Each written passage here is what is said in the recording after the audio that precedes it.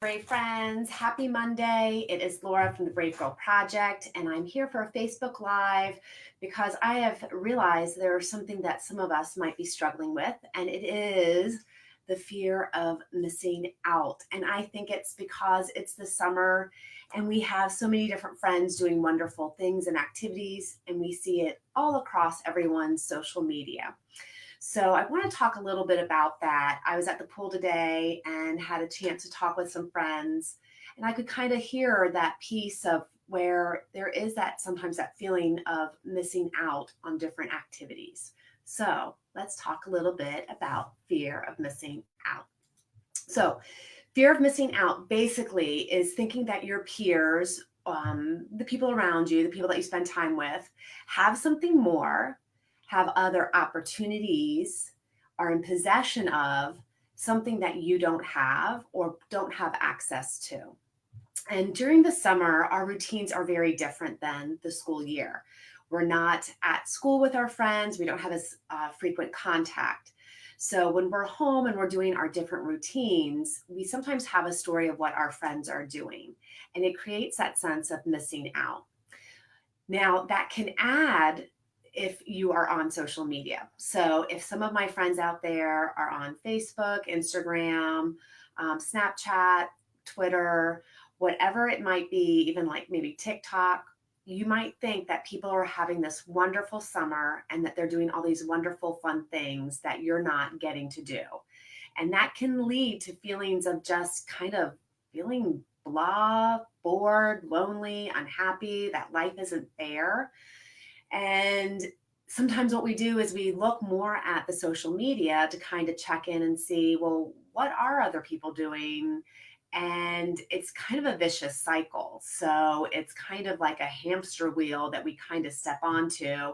And it just leads us to feeling more grungy, but yet we seek out to see what other people are doing. And it just creates more of that fear of missing out. So, the tips I have are simple tips that we need to do to kind of help ourselves. A lot of times, what's happening now is you're simply not happy because the schedule is very different. You're in a different routine than what you normally are during the school year.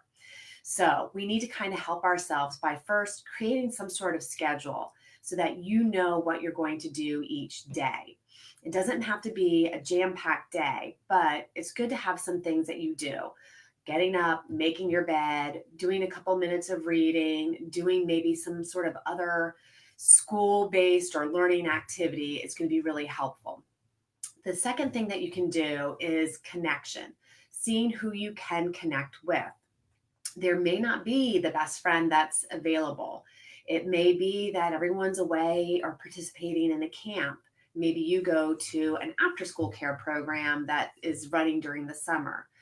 So, what you need to do is look for the opportunities in where you're at.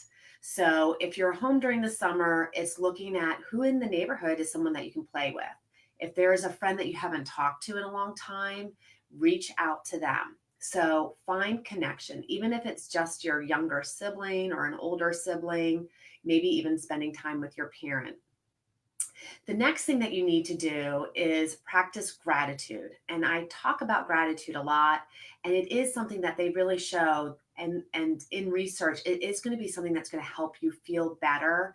And it's the quickest way to feel better, especially if you feel that you're missing out on something. So start to focus on what is going on in your life that's good, that you're excited about, that you're happy that you have. And when we start to do that, it brings more awareness to all those good things. The next thing that you need to do, though, is you have to create your own happiness.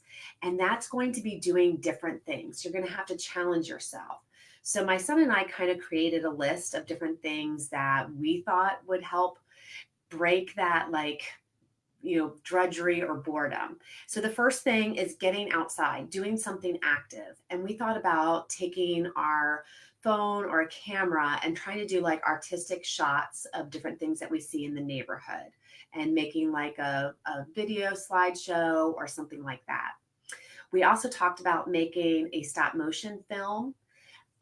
We talked about visiting a local park and going on a hike, trying to do something artistic, maybe going outside with paints and painting. If you have friends that have like a pool, or there's a pool in your neighborhood, a community pool, go there. And maybe that's a chance to meet someone new that's moved into the neighborhood or that's new to the area, or someone that maybe you've just not had a chance to spend time with. They might not go to your school, and maybe they go to a private school or they're homeschooled. It might be a great chance to get to know somebody else. Um, Read a new book, write a short story, pick up some sort of new hobby. Lots of stores there are in our area. We have like Michael's. You can do some different shopping where you could find like a hobby that might be like a cool craft that you could do or make and give to somebody. You could redecorate your room. You could bake something and give it to a neighbor, and maybe even finding using like public transportation. If there's a train or a metro or a bus, getting used to doing that and seeing what it's like. So even though maybe you're not on this wonderful vacation that maybe you see some other people doing, there's different things that you can create this summer. And part of that is getting off of the social media and focusing on what you can do to make yourself happy. When we look at our comparison of what other people are doing and we try to measure our experience and our life, it's always going to come short because we're not that person and the current experiences aren't the same. So try to step away from the social media and start to practice that gratitude and find that new activity or habit. So let me know in the comments what you do to fight fear of missing out.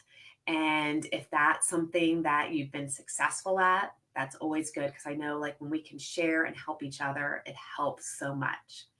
Also, if you have someone who is transitioning to middle school, I am starting in August my Survive and Thrive in Middle School group for girls beginning middle school and for current middle school students. So I'm excited for that to begin as well. I will be online again later this week, and I look forward to seeing you later. Talk to you later, friends. Thanks so much. Bye.